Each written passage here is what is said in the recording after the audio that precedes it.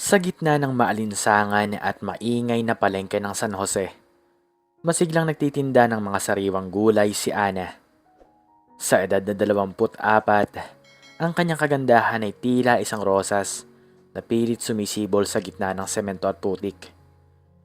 Ang kanyang mga kamay, bagamat may mga kalyo mula sa pagbubuhat ng mga kaing, ay marahang nag-aayos ng mga tumpok ng kamatis at talong.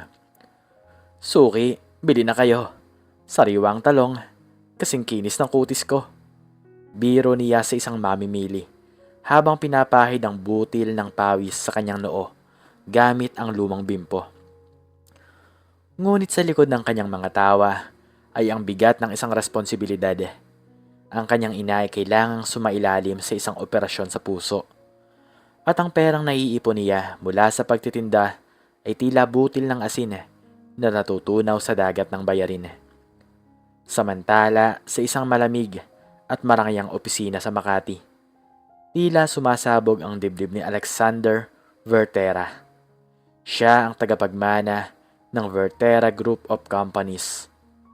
Guwapo, matalino, at higit sa lahat, bilyonaryo. Ngunit sa puntong yon, pakiramdam niya ay isa siyang bilanggo. Hindi maaari, Dad.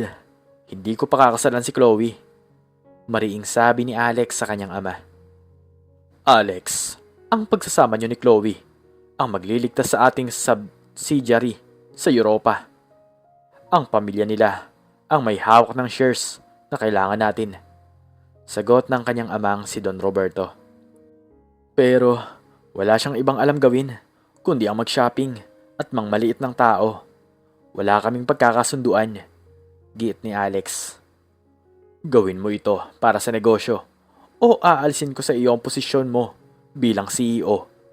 Banta ng ama bago lumabas ng silid. Dala ng galit at kalituhan, lumabas si Alex at nagmaneho ng walang tiyak na pupuntahan. Napadpad siya sa bayan ng San Jose. Naglakad-lakad siya upang palamigin ang ulo hanggang sa marating niya ang palengke. Doon, sa gitna ng kaguluhan, nakita niya ang isang babaeng nakasuot ng simpleng t-shirt at maong, ngunit ang mga mata ay nagniningning sa katapatan. Nakita niya kung paano hinarap ni Ana ang isang mapang-aping mamimili na pilit ng babarat at nananakit ng damdamin. Ale, kung wala naman po kayong pambili, huwag niyo naman pong insultuhin ang mga paninda ko. Pinaghirapan po ito ng mga magsasaka. May hinahong sabi ni Ana, ngunit may otoridad. Humanga si Alex. Iyon ang klase ng tapang na wala kay Chloe. Isang ideya ang biglang pumasok sa kanyang isipan. Isang baliw, ngunit posibleng solusyon.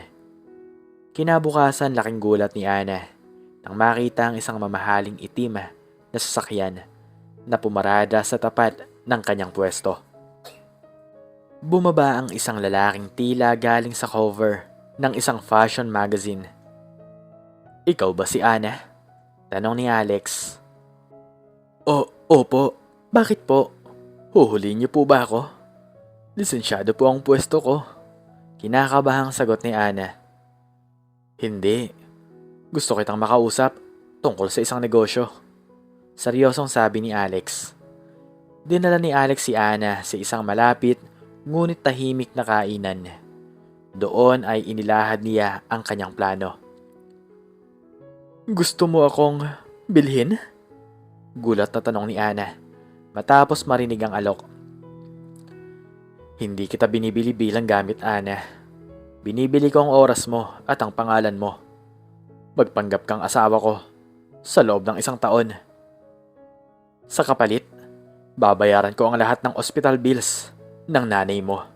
Bibigyan kita ng 5 milyong piso pagkatapos ng kontrata. Paliwanag ni Alex. Natahimik si Ana.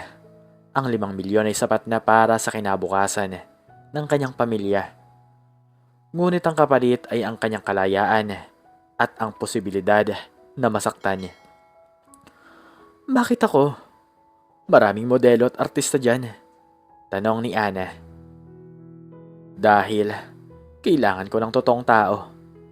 Isang taong Hindi masisilaw sa pera ko, pero kayang tumayo laban sa mga magulang ko at kay Chloe. At nakita ko yun sa'yo kahapon sa palengke. Sagot ni Alex habang nakatingin ng diretsyo sa kanyang mga mata. Dahil sa pangangailangan, pumayag si Ana. Sige, gagawin ko. Pero may kondisyon. Walang mangyayaring pisikal sa atin at hindi mo ko itatrato na parang katulong. Sige, deal. Maikling sagot ni Alex. Matapos ang isang linggo, sumailalim si Ana sa isang matinding transformation. Itinuro sa kanya ang tamang pagkilos, pagsasalita, at pagdadala ng sarili. Ngunit pinilit ni Ana na panatilihin ang kanyang pagiging totoo. Dumating ang gabi ng anunsyo sa mansyon ng mga Vertera. Nakasuot si Ana ng isang simpleng asul na gown na lalong nagpalitaw sa kanyang natural na ganda. Hawak kamay silang pumasok ni Alex. Ma'am, Dad, nais ko pong ipakilala sa inyo si Ana. Siya po ang babaeng pakakasalan ko. Deklara ni Alex sa harap ng maraming panauhin. Kabilang na ang nagngangalit na si Chloe. Lumapit si Chloe na animoy handang manakmal. Alex, are you kidding me? Sino ang babaeng to? She looks like she came straight out of a wet market. Ngumiti si Ana ng mahinahon. Tama ka, Chloe. Galing ako sa palengke. Doon, natutunan kong kilalanin ang bulok sa sariwa. At sa nakikita ko ngayon, mukhang kailangan mo nang itapon dahil sobrang kabulok ka ng ugali mo. Nagulat ang lahat, maging si Don Roberto ay napahinto sa pag-iinom ng wine. Walang sino man ang nakapagsalita ng ganoon kay Chloe. How dare you? Sigaw ni Chloe. Alex, ang pamilya ko ang kailangan nyo para sa merger. Hindi ko kailangan ng pera nyo kung ang kapalit ay ang kaligayahan ko. Sagot ni Alex, sabay tingin kay Ana. May kung anong kislap sa kanyang mga mata na hindi bahagi ng kanilang usapan. Lumipas ang mga buwan, nanirahan si Ana sa mansyon ni Alex. Sa kabila ng marangayang buhay, hindi nakalimutan ni Ana ang kanyang pinagmulan.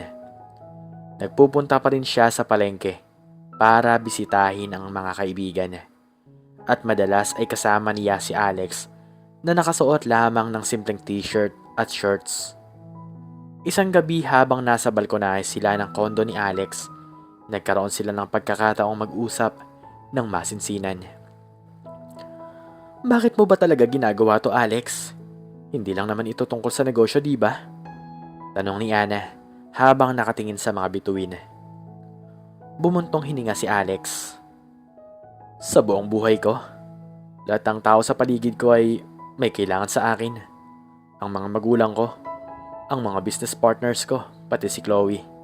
Pero ikaw, nung una kitang makita, nakita ko ang isang taong lumalaban para sa sarili niya nang walang hinihinging kapalit sa iba. Pero, binayaran mo ako, di ba? Paalala ni Ana. Noon yun, pero ngayon, kung sasabihin mo sa akin na tapusin na natin ang kontrata at ibibigay ko pa rin ang pera, gagawin ko. Hindi na kita gustong pilitin na manatili rito kung hindi mo naman gusto. Seryosong sabi ni Alex. Ramdam ni Ana ang katapatan sa boses ng lalaki. Ang bilyonaryong akala niya ay malamig at walang puso ay isa palang taong naghahanap din ng tunay na koneksyon. Hindi mo na ako aalis, bulong ni Ana. Gusto ko ring malaman kung saan ito hahantong. Ngunit hindi naging madali ang lahat. Isang araw, nalaman ng ina ni Alex ang tungkol sa kontrata. Nahanap nito ang dokumento sa office ni Alex. Agad nitong ipinatawag si Ana. Magkano bang kailangan mo para layuan ang anak ko? Tanong ni Doña Isabela habang nilalatag ang kontrata sa mesa. Lahat ng ito ay palabas lang pala. Binili ka lang pala ni Alex para inisin kami. Masakit para kay Ana na marinig ang katotohanan mula sa ibang tao. Kahit alam niya ito sa simula pa lang. Opo, nagsimula po ito sa kontrata. Pero hindi niyo po kayang bayaran ang natutunan ko rito. Na ang pag-ibig ay hindi parang negosyo na pwedeng i-merger. Umalis ka na bago ko patawagin ng mga guard. Pagtataboy ng matanda. Umalis si Ana ng walang bitbit, kundi ang kanyang dangal. Hindi niya tinanggap ang natitirang pera. Bumalik siya sa palengke, sa kanyang maliit na dampa, at sa pagtitinda ng gulay. Ang kanyang ina ay maayos na ang kalagayan, kaya kahit papaano ay kampante na siya. Isang linggo ang lumipas, hindi mapakali si Alex. Nang malaman niya ang ginawa ng kanyang ina, hinarap niya ang kanyang mga magulang. Ma'am, Dad, nakuha niyo na ang gusto niyo. Wala na si Ana. Pero kasabay ng pag-alis niya, aalis na rin ako sa kumpanyang to. Bibigay ko ang shares ko kay Chloe kung yan ang gusto niyo. Pero wag niyo na akong asahan na maging sunod-sunuran sa inyo. Mariing sabi ni Alex. Nagulat ang kanyang mga magulang. Hindi nila akalain na ganito kalalim ang epekto ng isang tindera sa kanilang anak. Sa palengke, abala si Ana sa pagtitimbang ng sitaw nang biglang tumahimik ang paligid. Ang mga tao ay nagbubulungan. Isang pamilyar na bulto ang nakatayo sa harap ng kanyang pwesto. Si Alex yon, hapo at pawisan. Hindi nakasuot ng suit, kundi isang simpleng polo shirt. Anong ginagawa mo rito? Tapos na ang kontrata, hindi ba? Tanong ni Ana, pilit na pinipigilan ng luha. Ayoko na ng kontrata, Ana. Sabi ni Alex habang hinihingal. Gusto ko ng totoo. Gusto ko ng buhay na kasama ka. Kahit sa palengke pa tayo tumira. Alex, bilyonaryo ka. Hindi mo kayang buhay rito. Sagot ni Ana. Lumapit si Alex at tinawakan ang mga kamay ni Ana. Ang mga kamay na may kalyo na itinuturing niyang pinakamahalagang kayamanan. Kaya ko ang kahit na ano, basta ikaw ang kasama ko, Ana. Hindi kita binili para maging asawa. Pinili kita kasi ikaw lang ang nakapagparamdam sa akin na may halaga ako bilang tao, hindi bilang isang bilyonaryo. Lumuhod si Alex sa gitna ng putik at amoy ng isda sa palengke.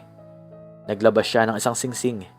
Hindi ito kasing laki ng inaasahan ng marami, pero kumikinang ito sa ilalim ng sikat ng araw.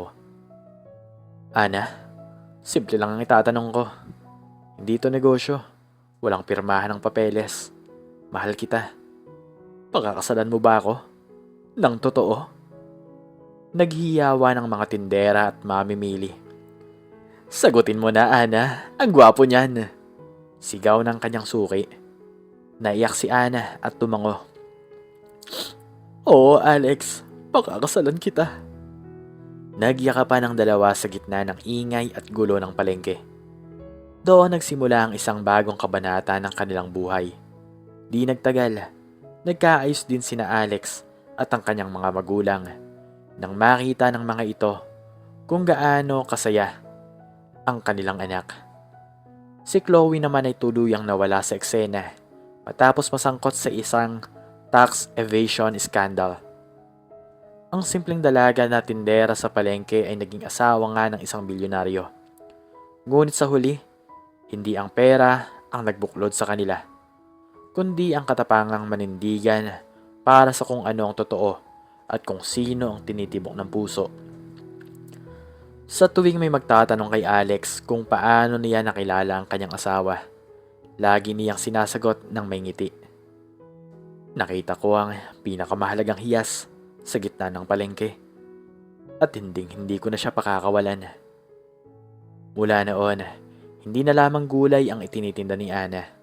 Kasama si Alex, nagtayo sila ng isang pundasyon na tumutulong sa mga maliliit na magsasaka at tindera upang patunayan na ang bawat isa, anuman ang antas sa buhay, ay karapat-dapat na mahanap ang kanilang sariling happily ever after.